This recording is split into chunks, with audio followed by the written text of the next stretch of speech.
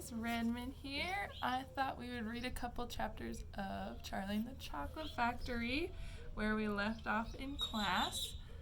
I know it's been a while, so I'll give you a little recap of what happened. Charlie is living with his mom and dad and grandma and grandpa and grandma and grandpa. He's got two sets of grandparents. And they're all really poor and starving, and only his dad works. And every day he has to walk past the chocolate factory, and it smells so good, like chocolate, and chocolate is his favorite food ever. And Willy Wonka has started giving out golden tickets, and the kids who find the golden tickets get to come into his factory for the first time in years. And Charlie really wants to find a golden ticket, but he hasn't found it yet. He just found a dollar bill in the gutter, though, and he took it to the candy shop. So this chapter is called The Miracle. Charlie entered the store and laid the damp dollar bill on the counter.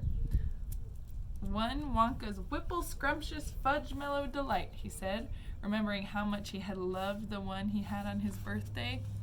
The man behind the counter looked fat and well-fed. He had big lips and fat cheeks and a very fat neck. The fat around his neck bulged out all around the top of his collar like a rubber ring. He turned and reached behind him for the candy bar. Then he turned back again and handed it to Charlie. Charlie grabbed it and quickly tore off the wrapper and took an enormous bite. Then he took another and another. And oh, the joy of being able to cram large pieces of something sweet and solid into one's mouth. The sheer blissful joy of being able to fill one's mouth with rich, solid food. "You look like you wanted that one, Sonny," the shopkeeper said pleasantly. Charlie nodded, his mouth bulging with chocolate. The shopkeeper put Charlie's change on the counter. "Take it easy," he said. "It'll give you a gut ache if you swallow it like that without chewing." Charlie went on wolfing the candy. He couldn't stop. Here's the picture of him buying his candy.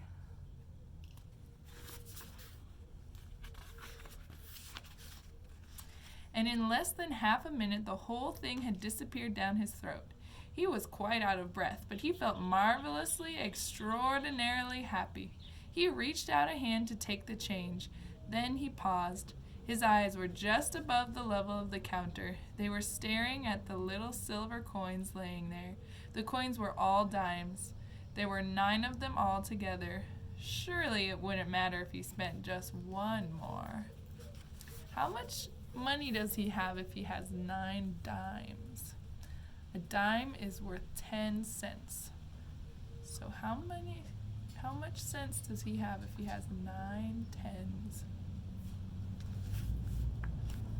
"I think," he said quietly, "I think I'll have just one more of those candy bars. The same kind as before, please."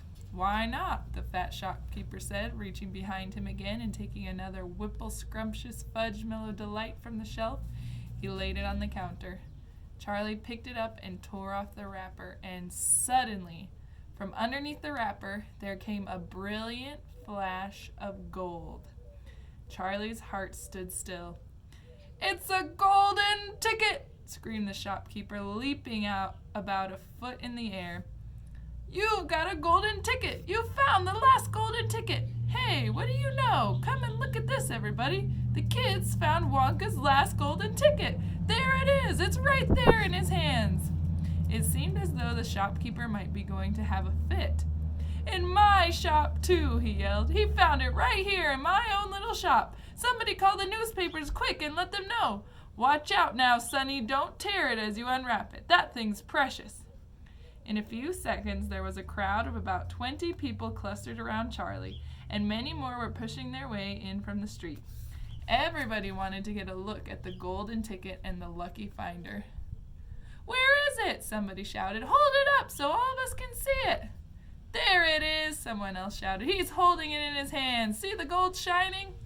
"How did he manage to find it? I'd like to know," a large boy shouted angrily.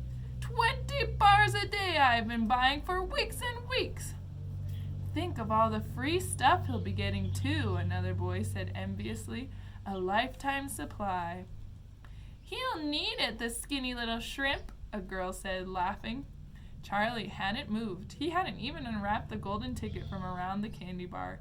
He was standing very still, holding it tightly with both hands while the crowd pushed and shoved all around him.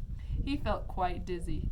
There was a peculiar floating sensation coming over him, as though he were floating up in the air like a balloon. His feet didn't seem to be touching the ground at all. He could hear his heart thumping away loudly somewhere in his throat. At that point, he became aware of a hand resting lightly on his shoulder, and when he looked up, he saw a tall man standing over him. "Listen," the man whispered, "I'll buy it from you. I'll give you $50. How about it, eh? And I'll give you a bicycle as well, okay?" "Are you crazy?" shouted a woman who was standing equally close. "Why, I'd give him $500 for that ticket. You want to sell that ticket for $500, young man?" "That's quite enough of that," the fat shopkeeper shouted, pushing his way through the crowd and taking Charlie firmly by the arm. "Leave the kid alone, will you? Make way there. Let him out." And to Charlie, as he led him to the door, he whispered, "Don't let anybody have it. Take it straight home quickly before you lose it. Run all the way and don't stop till you get there. Understand?" Charlie nodded. "You know something?" the fat shopkeeper said, pausing a moment and smiling at Charlie. "I have a feeling you needed a break like this. I'm awfully glad you got it. Good luck to you, Sonny." "Thank you," Charlie said, and off he went, running through the snow as fast as his legs would go. And as he flew past Mr. Willy Wonka's factory, he turned and waved at it and sang out, "I'll be seeing you! I'll be seeing you soon!" And 5 minutes later, he arrived at his own home. It's the end of chapter 11. I'm going to go ahead and read chapter 12, but I will put that in the next video so you can watch it later.